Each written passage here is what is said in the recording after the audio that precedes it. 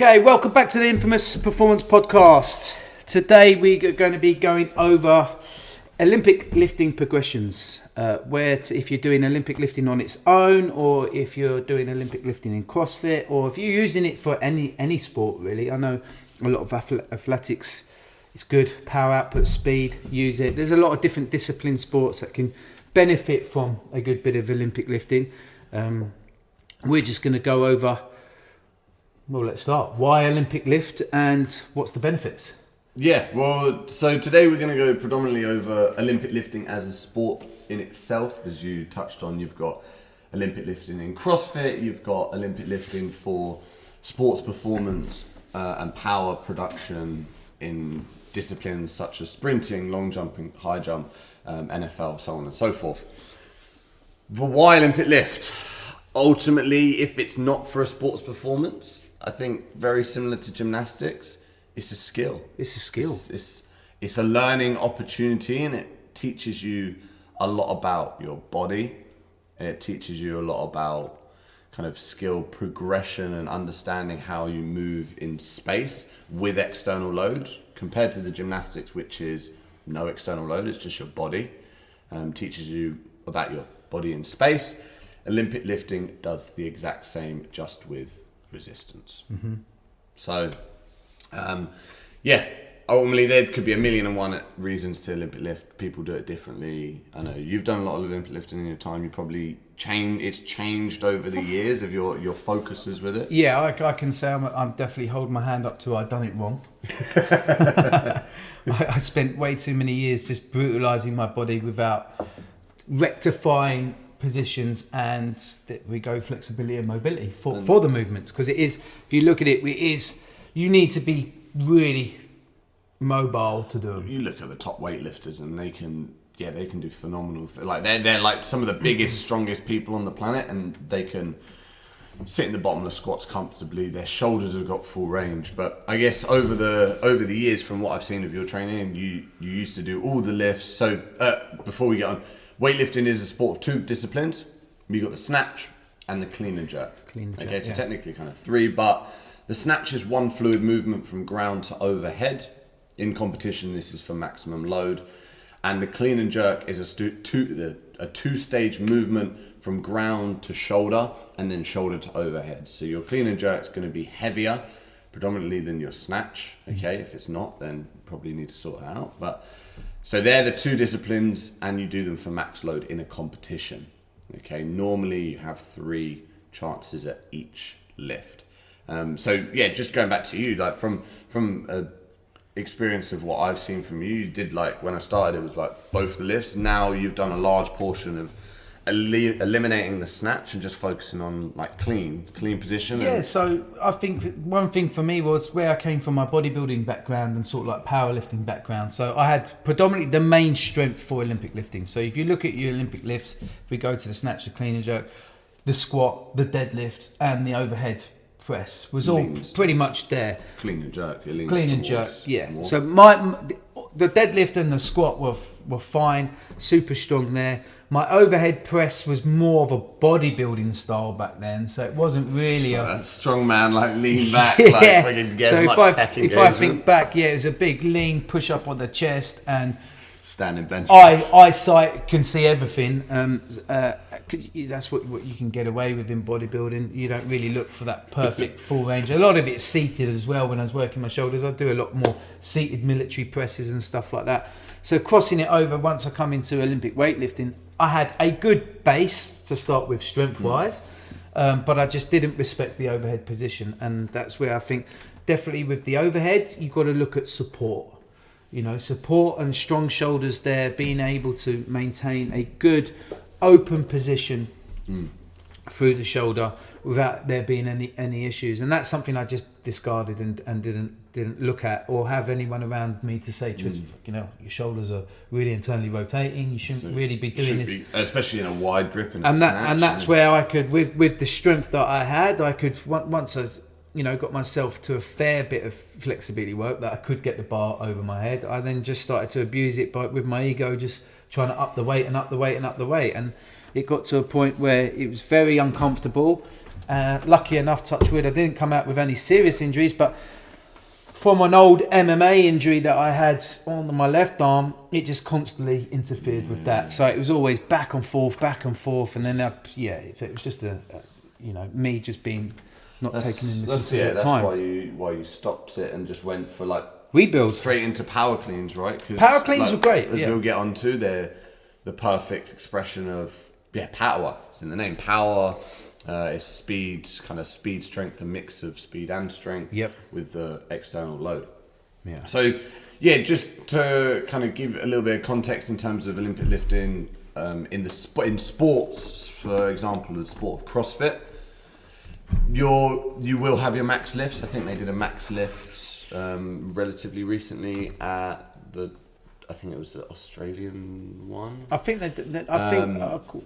The guy snatched 340 pounds. Yeah, that was not the West Coast. One of them. Just one of the new semi-finals. I think that's like 150 odd kilos. So 152 or something like that. Now professional games athletes, they've got that mix of strength. Yeah. Not to the same level as the specialist Olympic lifters, but they've got a good level of strength and proficiency with barbells. However, you still get some of them that don't lift optimally and can definitely improve positioning. But then the sport of CrossFit doesn't require as heavy and refined loading and lifting as your Olympic lifters, because they're looking at the maximal expression that they could lift, whereas CrossFit is comparatively to other things a little bit different. But then CrossFit is a lot more about the cycling of movements. Cycling, but we are seeing now that weight category coming up and the standard now rising more. Yeah. So if you look back to like the 2012 games and 13-14 to now, it's another ball game now. I think even a handful of years ago, from what I can remember, the max snatch in the games or in one of the regionals, I think was around like a 130 kilos, and now it's jumped to what I believe is about a 155. So it's an astronomical jump that you wouldn't see in the Olympic weightlifting on its own. You wouldn't see those kind of jumps because they're at the higher peak of expression and the higher. Basically, at such a high level, the Olympic lifters, they'll be putting on a kilo every year, every couple of years. That's how far high up they are. So barbell cycling in terms of CrossFit just looks completely different. Yes, you're controlling the down phase more. You've got to reset a bit better into position. You've probably done a lot more barbell cycling and workouts than I have, so there's a lot more that goes into it. Right? A lot more, yeah. So it's just good, and again, good positioning, proper technique, and then having required strength. So when you look at things like, if we look at let's look at two benchmark CrossFit workouts. So we've got Isabel, 30 snatches, I think 61 kilos for guys, and then the same weight for Grace. Oh yeah. Weights that people will look at and go, oh yeah, it's a lightweight, I can do that. Most people can, but for 30 reps, and realistically, you're looking at sub 3 minutes. I think Dan Bailey did it in like 59 seconds. It's like, you're looking at, you've got to have good top end on those lifts to make that weight feel lighter, and then you have to have good drilling of technique and efficiency with where you are movement. And adding, like as I said, like the weightlifting it's a speed movement. It's a speed movement with that element of strength. So adding even more speed, like when we talk about it's a speed movement. Think about a snatch. Think about if you've ever watched the Olympic lifting. If we can put a video up, like we'll put a little video up of someone doing it. It's quick at fucking heavy loads. If you're a professional at it. So imagine that, but then with added speed, adding speed on the way down, and then trying to do it for repetitions.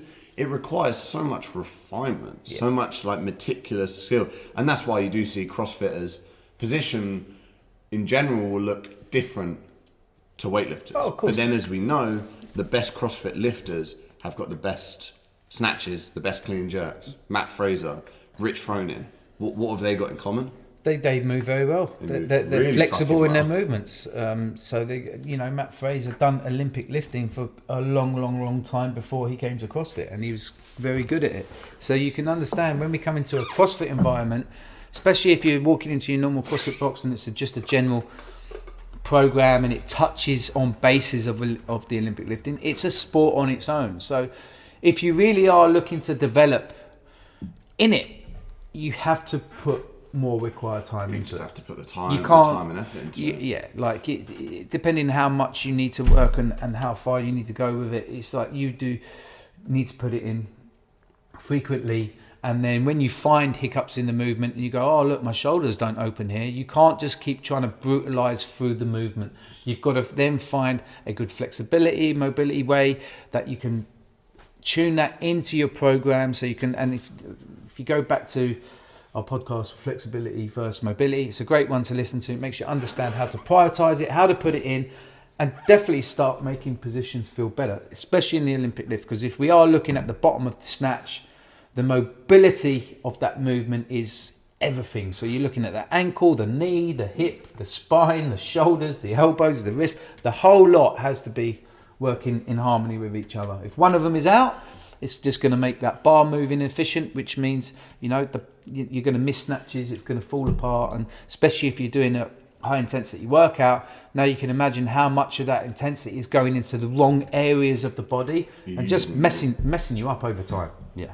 Ends up just being like, like snatch ends up just being like a front raise. Right, but then, so you got to look at these Olympic lifters. Like, we're not saying that everyone wants to do professional Olympic lifting, but they're lifting 5, 6 times a week for like 15, 20 years. Depends how early you start and get put into a lifting camp. Mm-hmm. But they've been doing like refinement day in, day out, years and years. I think there's old stories of kind of like the Chinese like weightlifting camps when they get the kids young. It's like they don't touch a bar, they don't do the movement for years. They just refine position. From what I know is that they pick you out from actually how your body is. Yeah. So they will go right no and yes. And so it's a lot of the Olympic weightlifting countries that take it very seriously. Kind of a lot of the I think it's like Eastern Europeans, you're like Bulgarians, you're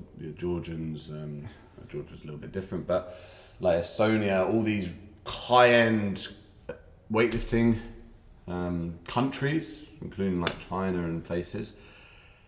Genetics comes into play, and as you said, it's the makeup of the individual as well. So you've got to take that into account when looking at when you do your research on weightlifting and look at people and like you look at Tion Tao. If you don't know who he is, I think he's in the 96 category now.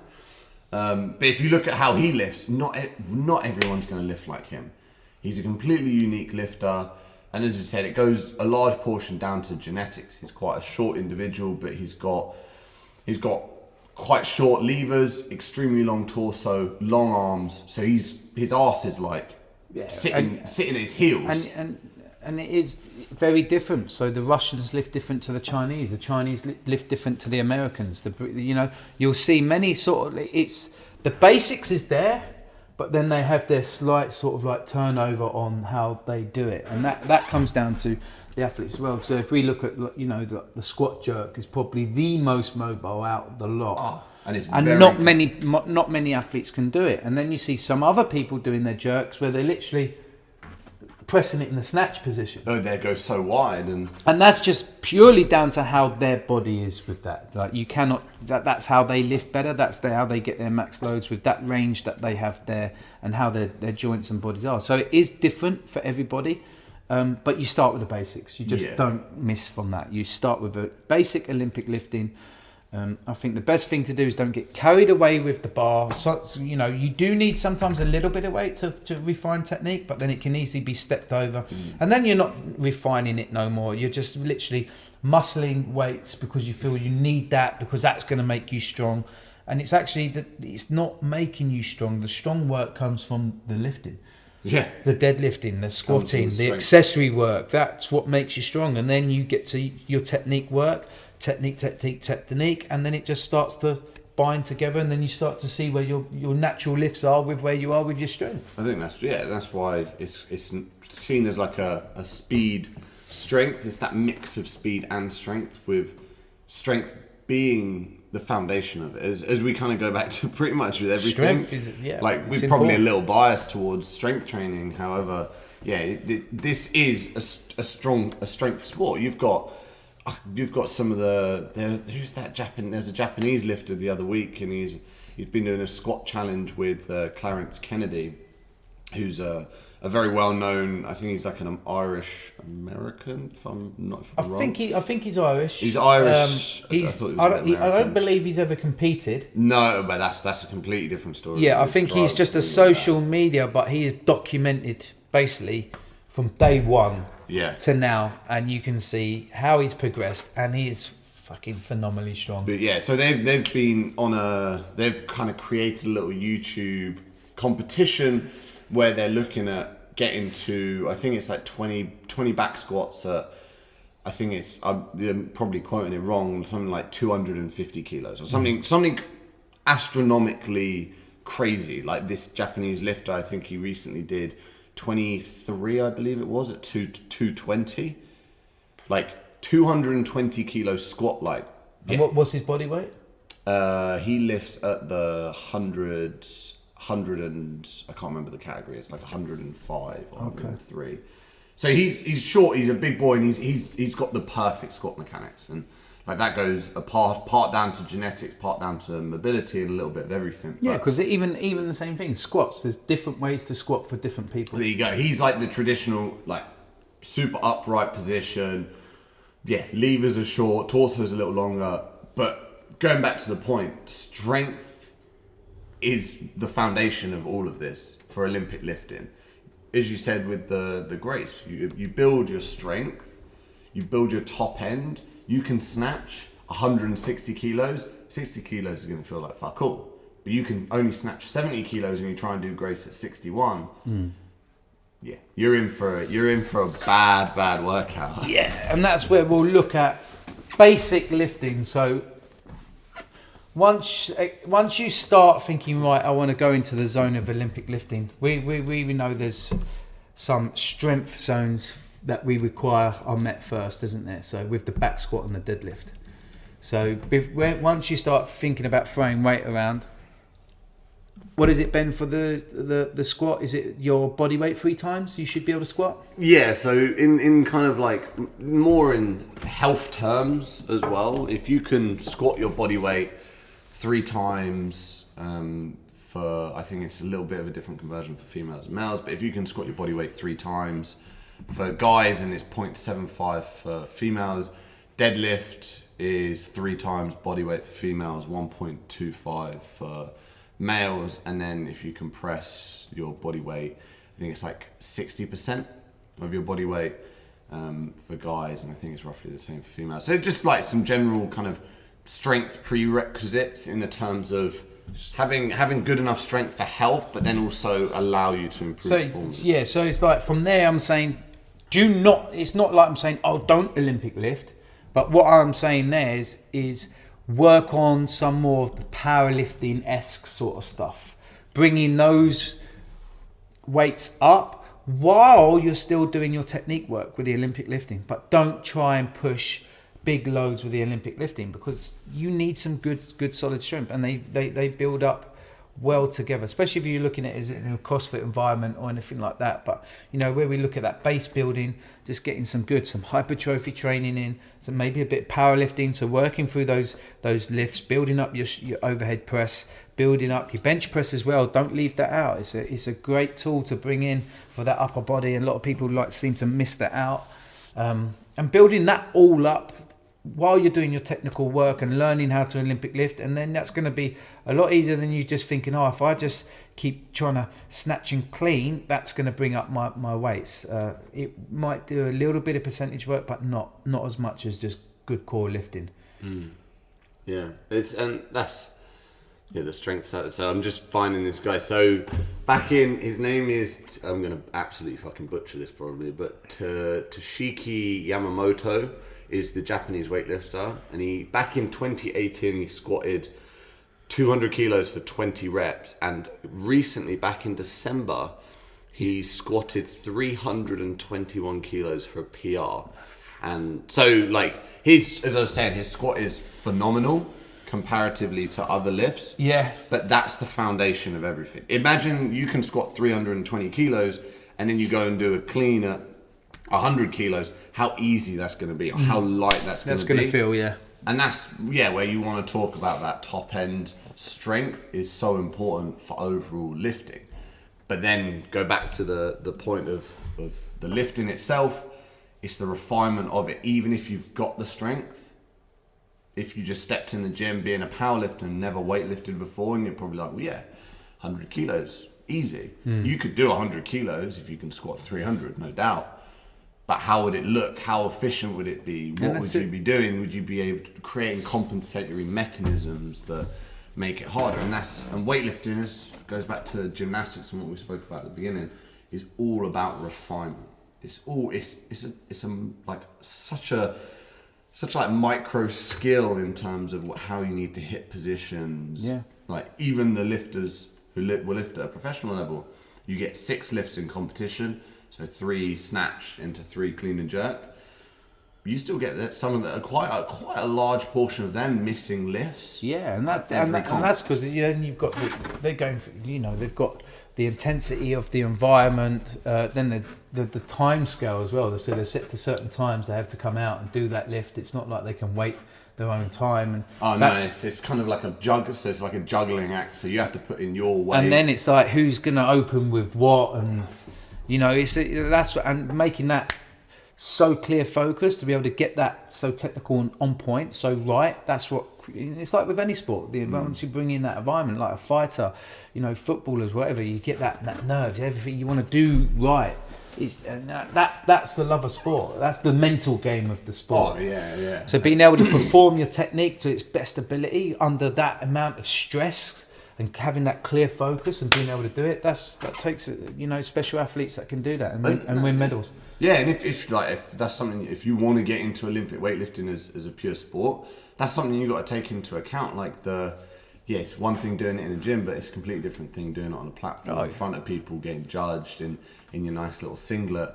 But yeah, if you're kind of like new to the weightlifting field and you've kind of done it a little bit in like classes, or you've not done it at all and you're just interested in it, there is kind of someone revolutionizing the sport as we speak. He's kind of like your Ronaldo, your Messi, I can't think of it in other sports.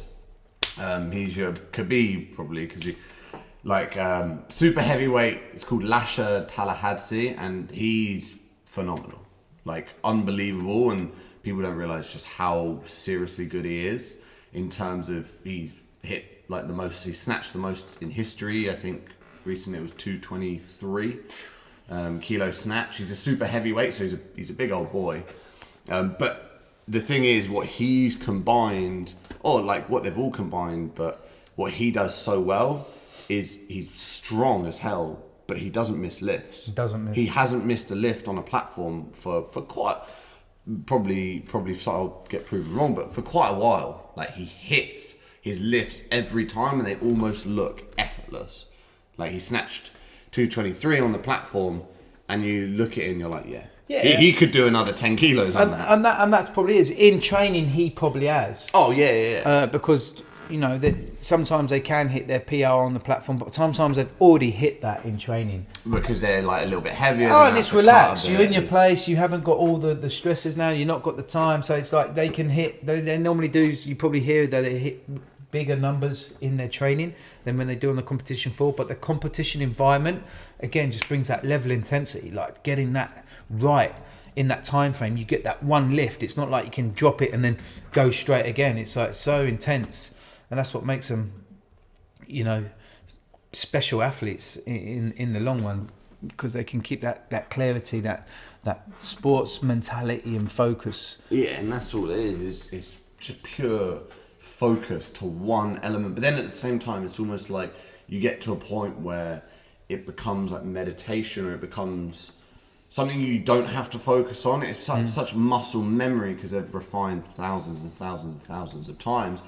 Did you get to the bar and you like step up and boom? Like you've probably done it when you started. It was like, shit, I fucked up that lift. Why? I was just overthinking. I was thinking of 10, 15 different things. Because there are a lot of things you need to think of. You've got to think of, your hip extension. You've got to think of bar path. You've got to think. There's a lot to, and that's what I'm saying. Don't rush it. If you are going to start doing your Olympic lifting, treat it with a little bit of respect. Take the basic stepping stones. Obviously, find a good coach who's going to do that for you. Or if you are doing it on your own will, like I did, do it right. Find good resources that teach you from the base up. And understand, give yourself an assessment. Assess your shoulders, assess your hips, assess your squat. Make sure that is in play first, because that will give you that jumping platform to really get stuck into it. But as soon as you've got any of them hindering parts of the body, they need to be fixed. And the work for that isn't fun. But you've got to make it tie in, and you've got to start enjoying the process to get. And it's more rewarding down the line, because if you do go into it with some restrictions, those restrictions will probably get worse over time, because it's demanding on the body, Olympic lifting. Oh yeah, definitely. Just on another point, like I was speaking about Lasha, there was recently it was meant to be the 2020 Asian World Weightlifting Championship, got moved to April this year, 2021, and there was a female 87 plus kilo lifter who set world records in all 3 categories. So the 3 categories are snatch, clean and jerk, but then the total overall. But I think if I remember rightly, she was, I'm just finding it here, like I was talking about Lasha being incredible. She snatched 148 kilos, and that was 28 kilograms over second place. And then in the clean and jerk, she clean and jerked 187. Wow. And the second place was 159. And she's 3 kilos lighter than me. Well, I think she's heavier. She's Is like that a one. 87 She's up, like is one. it? Yeah, she's like 130 or something kilos. Oh, So, right. Fucking hell. like power to weight ratio is still very high, but that's a big girl then. she's a big girl, yeah. In terms of revolutionizing lifting, like she blew everyone out of the water. She's like 28 kilos on a clean and jerk, and then 28 kilos on a snatch as well, above second place. Wow, that's a massive. In both lifts. That's a big lead. And then overall in the total, she's 56 kilos in a total, which is pretty much unheard of. I'll get a picture. If we can get a picture of her like lifting, she's but that's like goes back to it, like the strength foundation, but then also is like power. Oh yeah, she's a big woman. Yeah, she's there you go. Weight 148 kilos at she's 21. Wow, she's bigger than Nathan. Yeah. She's bigger than Joe as well. Like we had Joe on, and Joe's a big, strong guy. Right, now I'm looking at it. We'll put the pictures up for you this evening. Now I'm looking at it, I'm thinking, wow, she's a big lady, man. But then so that goes. If you look at her and Lasha, they're lifting, and Lasha's the same. I think he's a 6'8" Georgian who weighs about 180 kilos. Jeez. So power to weight ratio is still phenomenal. Like what they can lift. But then if you look at the lighter athletes, that's where you're getting like people clean and jerking double, triple body weight. But one thing that is amazing to see here as well, from these big athletes to the small athletes, is the thing they still have in common. Mobility. Range of motion. Flexibility. Like these are big people who are still sitting arse to grass in a squat and have incredible overhead range, where if you took your typical body type from off the street, they would probably not have that at all. So it's impressive to see. At 21 years old as well. But then what are we looking at with weightlifting? You know, what's the age cut-off category in there? There is an age. It's like with every sport, you have your maturity of your age, don't you? Well, the thing with weightlifting is it's so demanding on the body. It is such a, like in a professional sense, or if you wanted to solely focus on it, it's such a demanding sport that you're putting your body through something that a lot of people just can't manage. The amount of, even the professionals, like, are constantly having injuries, knees, ankles, shoulders, back, like some of them are out for very long periods of time having surgeries because the demand you're putting through the body. And I think is there is a point once the body goes, right, enough's enough. And it's with every sport. You see it with footballers, you see it with fighters, you see it, and we're starting to see it a little bit now in CrossFit. Obviously there's the master categories. Old athletes there. But how many people are we going to see go from their individual phase all the way through up the master categories? That's still to be told because we haven't had that amount of time with it. We are seeing a lot. Well, we already have seen a lot of the games athletes from around the era of 12, 13, 2014 now moving into that 35. But that's still category, quite young. But then seeing them move in that category, and then going into the 40-year-old category as well. You can, I've watched a few people, and they don't look the same, but now you can start to see the real hurt in their body. Oh yeah, and you've seen that like weightlifting's. I think the barbell was created. Trying to bring out my weightlifting lines here. The barbell was created back in 1890 sometime. So weightlifting as a sport was created a little bit further down the line from there, but I think in like the 1920s, I think. So weightlifting's been around like in a sports sense for like 100 years. And if you look at the old style of strength lifts they used to do, they've changed quite a lot as well. Yeah, so they used to do the snatch, split snatch. Yeah. They used to do like the standing kind of press as well. But so if you look at some of the older lifters that probably competed back in the 60s, 70s, like they're still strong, but you can tell their bodies are beat up. And I think a sensible athlete will be like, right, you've got people who will drop their sport completely. Yeah. And then you've got people who still love their sport, but they realise, right, I'm going to drop my sport down. So now I'm just now I'm changing it, and now I'm making it a longevity sort of, keeping me healthy, keeping me to age gracefully and stay away from injuries and still do the love of what you do. Like, there's, if we look at some footballers who've retired, you've got a lot of footballers who now look overweight and horrible, and then you've got some who, I was watching, now we've got the Euro started, and Roy Keane was on TV last night, and I was like, fucking hell, that guy still looks great. Still looks good, doesn't So he? obviously he's not just give up everything. He's now obviously stopped as a professional career of football, and then moved on. Same as like Sugar Ray Leonard. Like, fuck me, that guy still looks fantastic. Yeah. And I know the guy never went off the rails once he quit his career. He stayed boxing and training. He kept his sport, but obviously not at an intensity level. So there is a point when you get to an age category where it's like, right, do things for health down the line. Don't do it now for the sport. There is a point where it's like, right, you can't. Your body's just not going to allow that. Depending, again, we're going to go over a podcast on train. This is where training age comes into it. And how it affects. So how long you've been training to how short training, and coming in at training at different lifespans. Training at a young age all the way up. Obviously, you're going to see a turnout later on, or finding training at 30, 40 years old. You'll see that, and that again, it's all different. It all changes, which is another topic we're gonna go into. Training age. It's very important understanding that. Yeah, that's definitely the great point. It's like you got to ask yourself why you get into it. For me, like, I got into weightlifting because it was part of CrossFit, but then I absolutely loved it, loved that refinement element, the skill point of it. But then at the same time, did the wrong things around it and ended up getting injured doing it like 5-6 times a week. Yep. And it beats you up, so you've got to ask yourself really what it is. And if you really want to do Olympic lifting, but then you don't have the shoulder position, like we've seen with a lot of people that get a little bit older and find it. A kind of an older age where they spent a lot of time sitting at a desk, or a lot of time with like poorer shoulder positioning and rotation. Like, you can still learn the positions, you can still do something like a clean, which is a little easier on the shoulders, a little less refined in terms of contact point. Yeah. But trying to do a snatch when you've not got like the shoulder position, it's ultimately going to hinder yourself. So you've got to ask yourself, You've got to build that support. Do I want to be a weightlifter? Do I want to do it for the thought of getting better at CrossFit? Or do I just want to learn a skill because it's fun?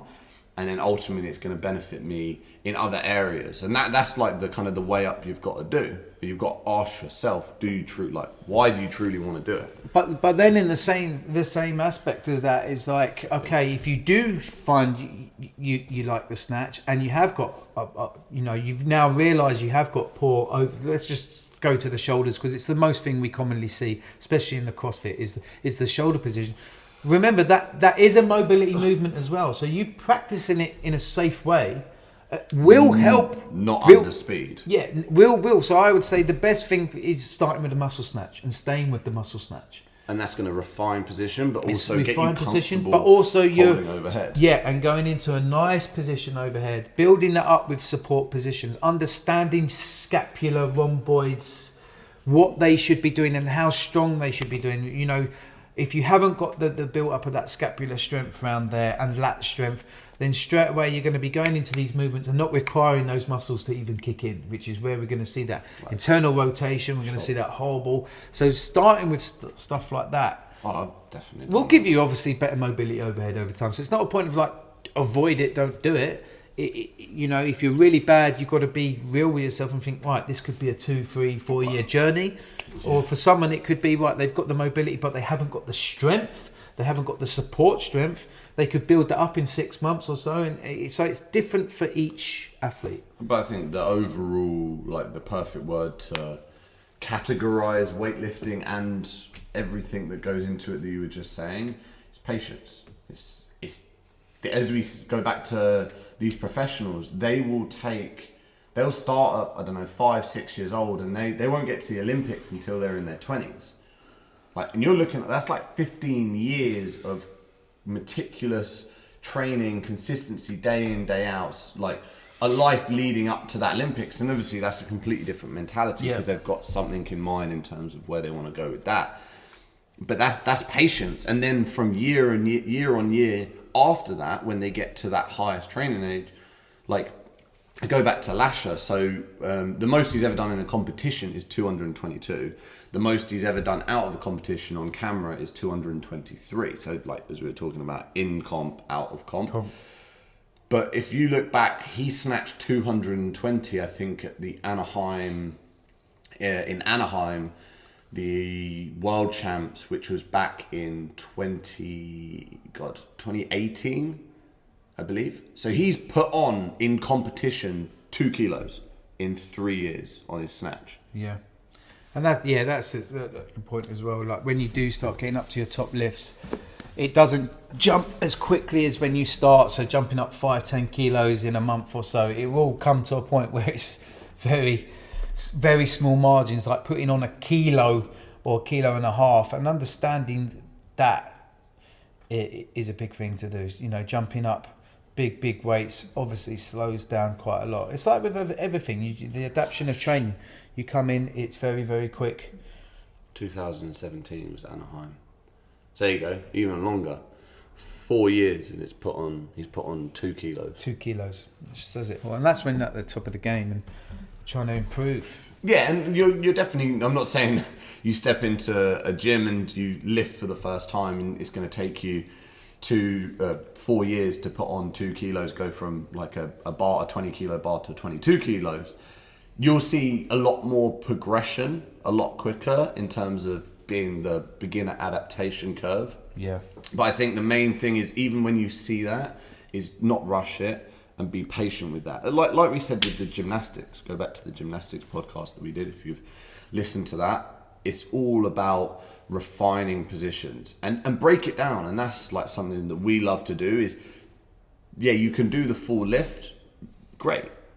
But then breaking the full lift down into certain parts. Dissect it. Look at certain parts. Like, look at the overhead. Look at from the hip to overhead. So you've got the hip extension. Can you do box jumps? Can you do depth jumps? Working on the nice big broad jumps. Then you can work on the pulls. Can you deadlift and pull? Are you getting the shrug? There's so many points you can break down to build up. Then we have the snatch balances and stuff like that. So there's loads of different techniques to break down the movement, to build it back into one movement. Yeah, I think if we look at the way the British Weightlifting as an association teaches weightlifting, as we said, like every association, so China will teach it differently to Georgia, to Bulgaria, to America, to Korea. All of them will teach it that little bit differently, and that's largely apportioned down to the kind of demographic, the genetics of the individuals that are doing it, or the way that they just have evolved.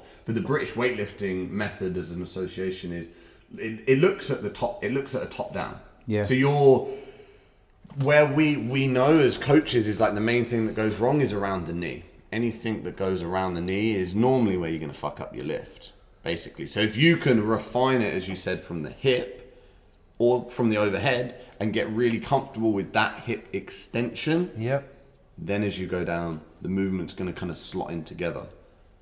And build up that dorsiflexion, knee flexion. Yeah, just build up. Yeah. Knees over toes, guys, again. Yeah. But that will all play in part to building position, building awareness of position and where that load is in kind of space. Yeah. And that is the refinement of the Olympic lifting. It's going to be a long journey. It's going to take time. Don't rush it. Respect it. Do it right. And understand that, over time, there's going to be a strength limiter, a speed limiter that you need to focus on outside. Yeah. You need to get better. You need to get stronger to be able to lift heavier. But ultimately, the focus, the key points of Olympic weightlifting is patience and refinement. Take your time. Take your time. You've got some programming ebooks. Yes. So if you do want to start with something on a basic level, I must sneeze. So just like a nice simple 6-week progression, twice a week of power cleans. and this is well because it snatch. can fit into any training program, can't it? So it's not like it's dedicated to 5-6 days. It's a nice basic level entry. Yeah. So Ben's put together. Yeah. So the idea is like 2 days. I recommend doing just one of the programs if you want. It's a little warm up specific, and then it goes into just, as you're saying, like a very British weightlifting method, like kind of top down, but also bottom up. So over the 6 weeks, you're trying to bring the floor to the hip and the hip to the floor together, and then do the full lift of a power clean or a power snatch to get awareness of positions. And the same thing, this is not for like maximum load, this is to teach positions. So yeah, if this is something you want, drop us an email with what one you want, or if you're interested, and we can send them over, and just love to kind of hear what people have thoughts, enjoyment. There's definitely more going to be done down the line.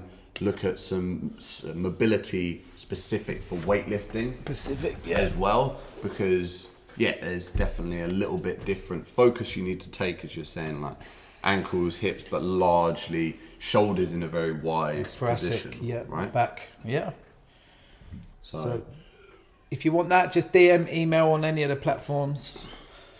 I'm going to round that off today. We've gone over a little bit talk about weightlifting.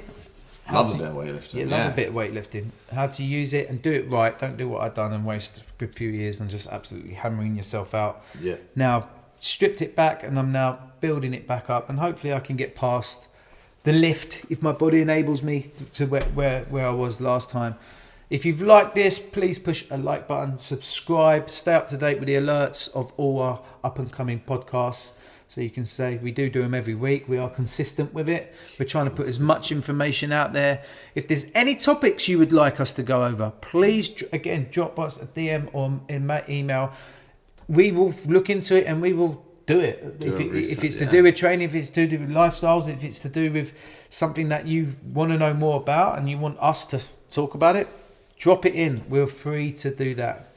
But I'm going to round that off there. Thanks for tuning in, guys. Catch you on the next one.